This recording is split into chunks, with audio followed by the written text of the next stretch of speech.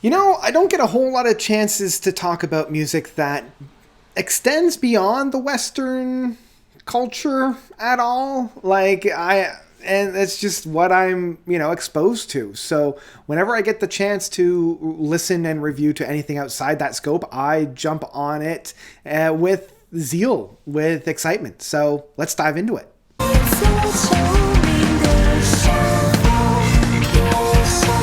One from O. So, O is a brand new band out of China, specifically Beijing. They are a progressive metal quartet that kind of blends and fuses a bunch of modern progressive metal outfits. They're being kind of labeled as blending bands like Devin Townsend and Radiohead and The Gathering. This is being spearheaded by the drummer of Anthony Vanacore, who was playing quite a bit throughout, and the record label was like, let's actually get this together. Let's get some of this more melodic Beijing metal on the go with the background that you have. So together with the guitars of, and I'm going to pray and hope that I got these correctly, Jing Zhang on guitars and Chris Kuhl on bass. The three of them had been playing quite regularly together, creating these more kind of metal, genty, proggy metal outfits. And it wasn't until Lin Yu came into the vocals that really it rounded the sound off with her more operatic, high styles of music that grounded and elevated this music. Like, her ethereal singing styles really do round out the musical planes of this album.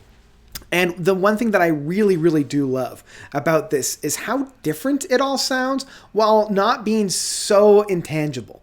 What I really, really do appreciate are some of the really interesting styles and turning on a dime expressions that we have here. So we've got 8 tracks across just over 40 minutes of music. And I feel like the first 3 tracks, Travel, Farewell, and Mountain, do a great job of opening up, and it's this relentless barrage of music. And the opening track of Travel does this so well, and the thing that I love is the more synth sounds that we have on here. Like, the programming and the mastering and mixing is so well done, and I love those very dripping, these very almost underwater sounds that we have with Travel.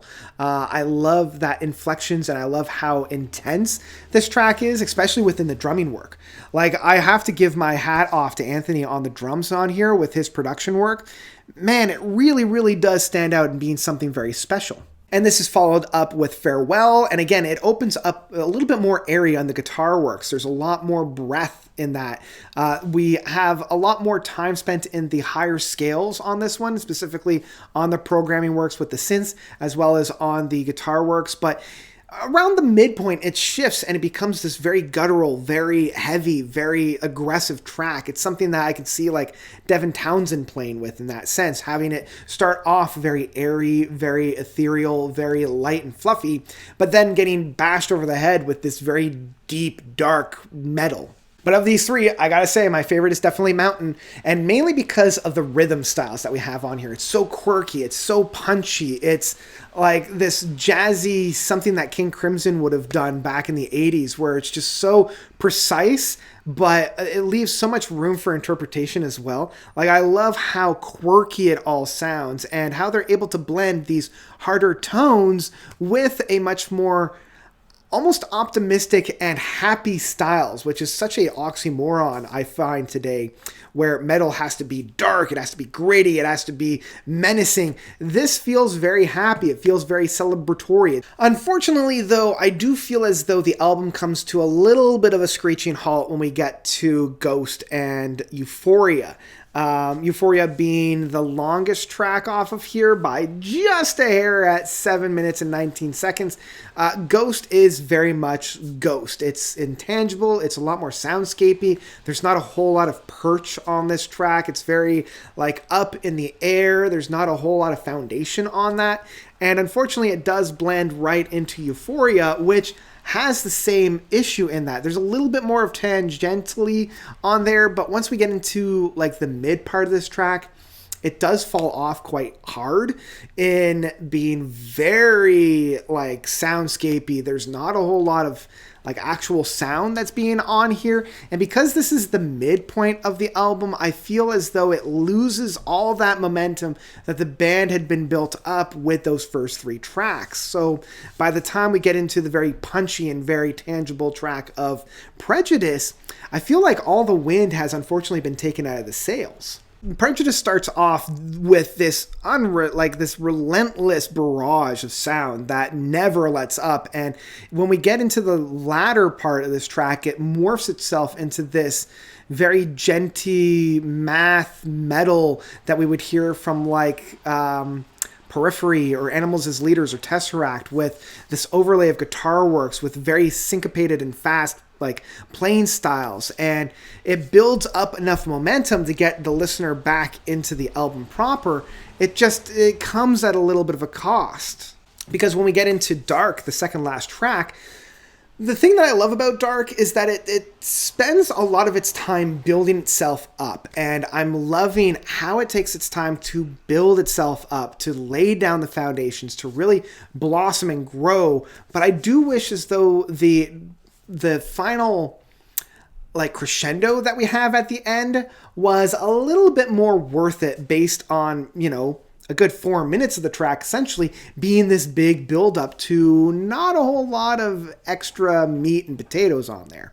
And the album closes off with a very haunting, very beautiful track of Light, in that it is kind of being the light in a darker area. And I do wish that Ghost and Euphoria took a page off of this track, because this one really is a much more like haunted, beautiful track that I feel like was a missed chance.